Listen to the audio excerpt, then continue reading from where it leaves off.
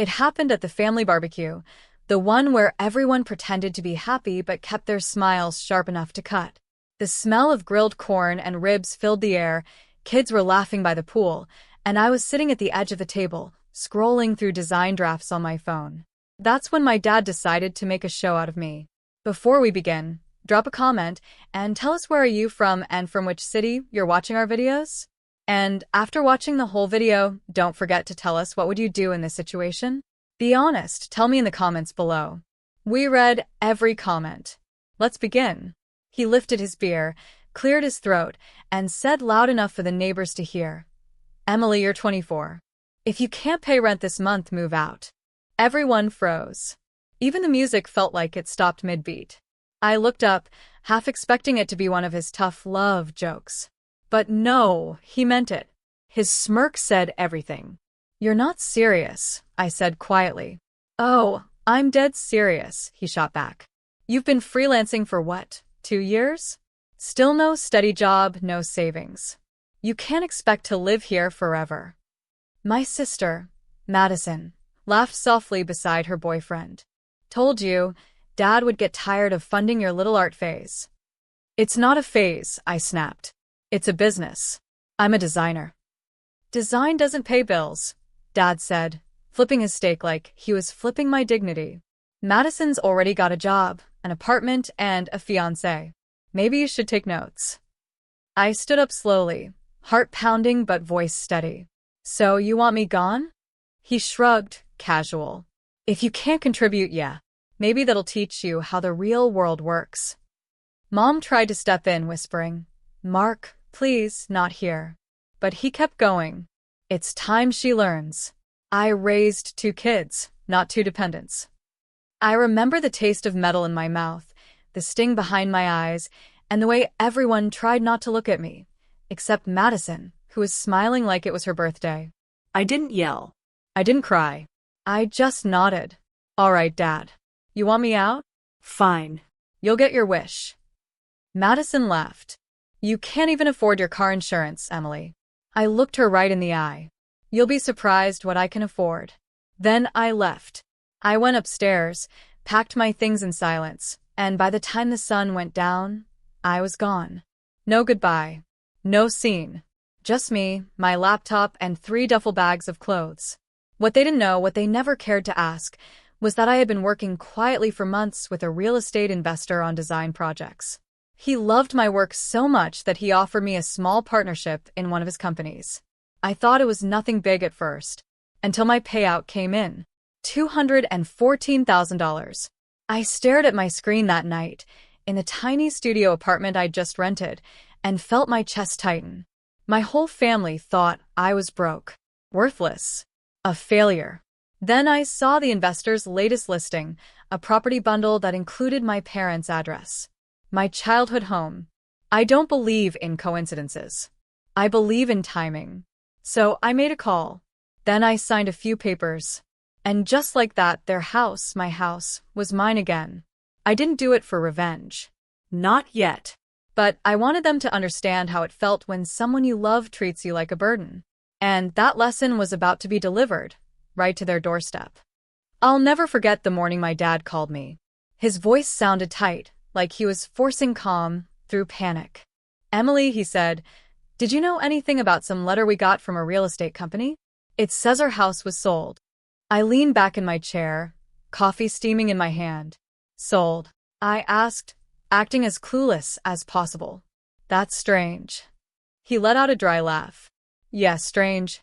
It even says new owner requests vacant possession in 14 days. Crazy, right?"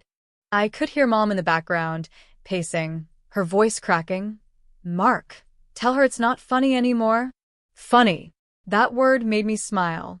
Because it wasn't funny, it was real. I took a slow breath. "Dad, I'm sure it's just a mix-up. You should probably check with the bank." "I did," he snapped.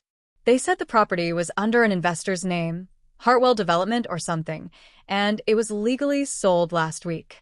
"Emily, that's the group you used to work with, isn't it?" For a second, I didn't say anything. I wanted him to feel the silence, the kind that makes your stomach drop. Then I said softly, "Yeah, I know them." He paused. You know them? More than you think. I hung up before he could speak again. For years, my father's voice had controlled me.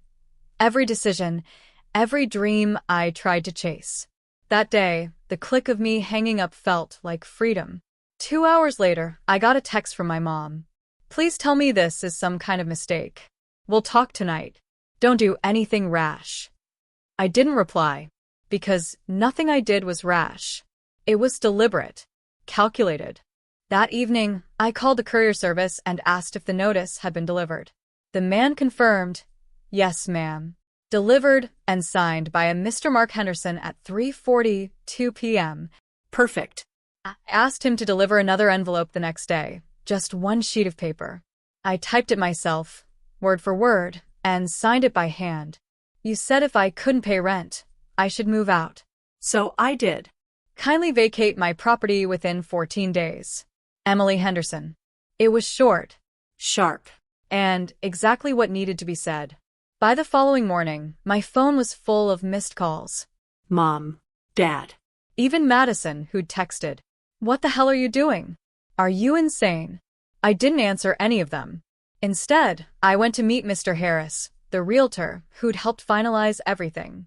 He handed me a thick file and smiled. Congratulations, Ms. Henderson. The property is officially under your ownership. The previous owners will need to vacate by next week. Would you like us to handle the communication? I shook my head. No. This one's personal. He nodded politely. He didn't ask questions he didn't need to. The satisfaction on my face said enough. That night, I drove back to my parents' neighborhood for the first time since I'd left. The streetlights looked the same, but the feeling wasn't. Every mailbox, every familiar window, I saw them differently now. I wasn't coming home as the daughter who got scolded at barbecues. I was coming back as the owner of the house that once pushed me out. Their lights were on. I could see silhouettes moving inside. My mom pacing. Madison waving her arms. My dad sitting motionless, probably staring at the letter again. I didn't knock. I didn't want a scene. I just slipped another envelope into the mailbox, sealed with the property's legal paperwork and my business card clipped to the top. The next morning, my mom showed up at my apartment. I opened the door, and she just stood there, eyes red, voice trembling. Emily, she said, why are you doing this? I looked at her. Really looked at her. For years, she'd watched my dad belittle me and never said a word. Always silence. Always pretending it wasn't that bad. Because you both taught me to stand on my own, I said softly. Now I am. Tears filled her eyes. You can't just take our home. I nodded gently. It was never yours. It was the bank's. You just didn't read the fine print. Her lips quivered. You're punishing us. I stepped back, shaking my head. No, Mom. I'm teaching you what happens when you underestimate someone who's been quiet for too long. She didn't have a reply. She just whispered, your father's heart can't take this. That one stung. I looked down for a moment, then said, then maybe he shouldn't have broken mine first. She walked away without another word. That night, I sat on my balcony, watching the city lights flicker, thinking about the girl I was just weeks ago, the one who got humiliated in front of her whole family. The one who had nothing but a duffel bag and pride. Now I had power. But more than that, I had peace. When you've been talked down to your whole life, there's a moment, a single, perfect moment, when everything flips. You're no longer the weak one. You're the lesson they never saw coming. And that's what this was, not revenge, but a lesson. They taught me to leave. I taught them what happens when I do. The next week, I drove back to the house, my house, for the first time since everything unfolded. The air was thick with that strange tension only families can create, the kind that hides behind fake smiles and forced greetings. The driveway was packed with cars. I guess word had spread. When I stepped out of my car, they were all waiting on the porch. Dad, arms crossed like a general. Mom, eyes swollen. And Madison, leaning against the railing with that same smug smirk she wore at the barbecue. Emily, Dad started, his voice already sharp. What kind of stunt is this? I walked toward him slowly, my heels clicking on the concrete. No stunt, I said evenly. Just paperwork. He took a step forward, his face flushed. You can't do this to us. This is our home. Your mother's memories, your sister's. My humiliation. I cut in. Don't forget that part. His nostrils flared. You're being vindictive. I almost laughed. Vindictive? Dad, you stood in front of our whole family and told me to move out like I was some freeloading stranger. You didn't even lower your voice. Mom finally spoke, trembling. Honey, please. Your father didn't mean it like that.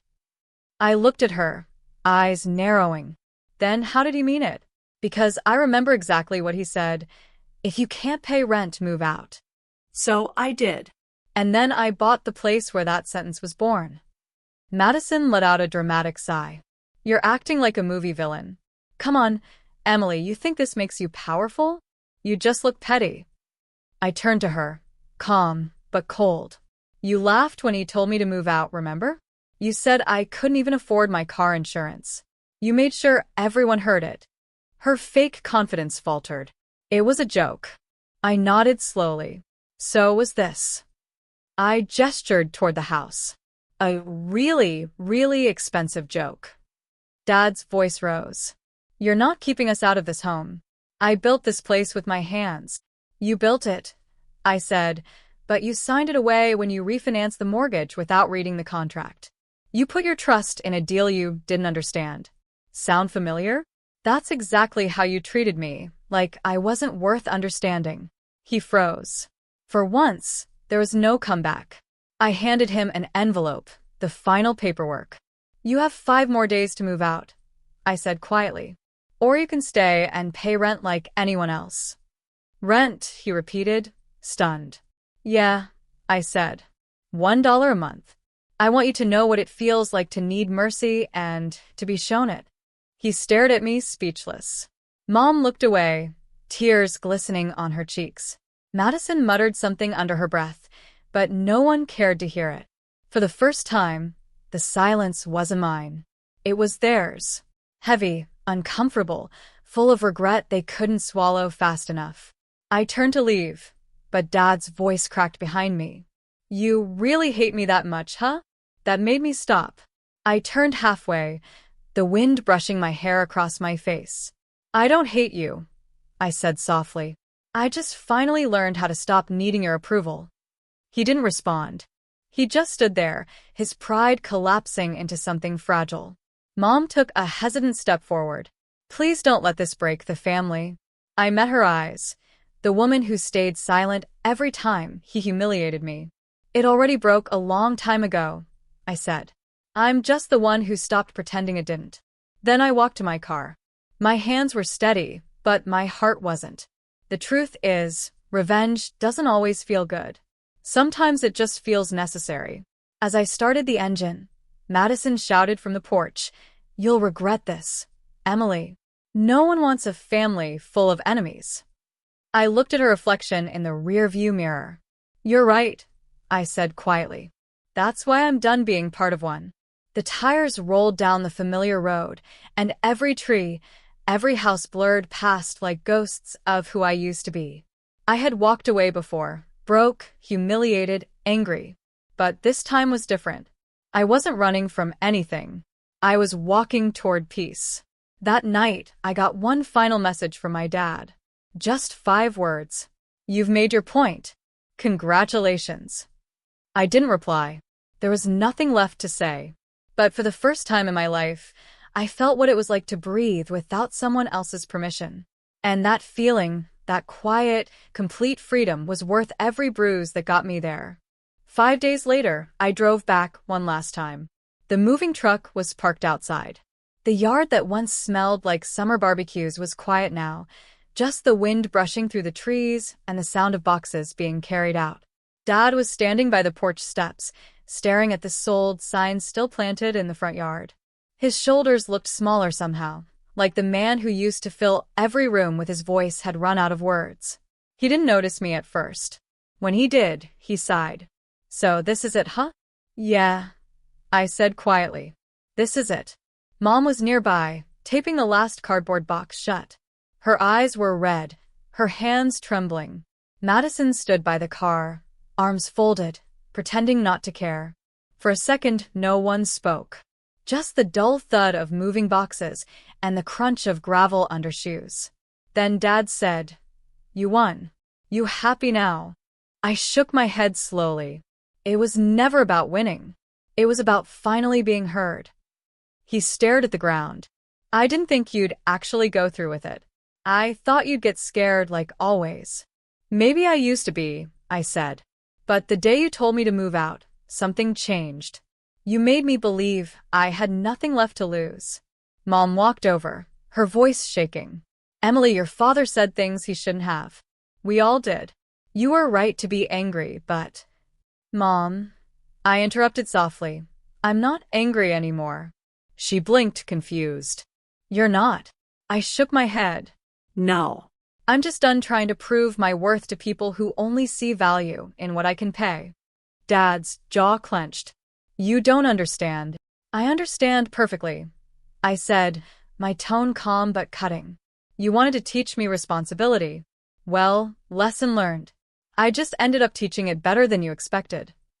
He exhaled deeply, looking at me for a long moment. "You've changed." "Maybe," I said. "Or maybe I just stopped shrinking to fit your idea of success." I reached into my bag and pulled out a folded paper. It was a lease agreement, 1 year, rent set at $1 a month. I handed it to him. "If you ever need a place to stay, you can come back. This house will always have your memories. Just not your control."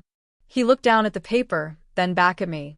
For the first time, I saw something different in his eyes. Not pride, not anger. Something closer to respect. "Emily," he said quietly, "you really became something, didn't you?" I smiled faintly. "I always was. You just never looked close enough." Mom reached out, her hand trembling as it touched my shoulder. "We're proud of you, honey," she whispered.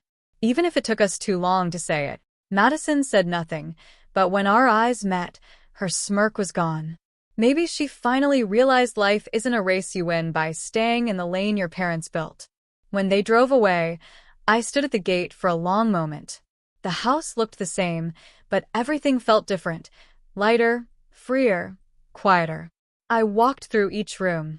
My old bedroom, the hallway where Dad used to hang his work awards, the kitchen where laughter once covered tension like wallpaper. Every echo reminded me that sometimes losing everything is how you find your strength. As the sun dipped low, I stood in the doorway, keys cold in my hand. I whispered to the empty air, "I'm not the girl who left crying that night anymore." Then I locked the door behind me, not to keep them out, but to finally keep myself in. Because the truth is, revenge fades, but self-respect? That stays. And for the first time in my life, I didn't need anyone's permission to feel proud of who I'd become.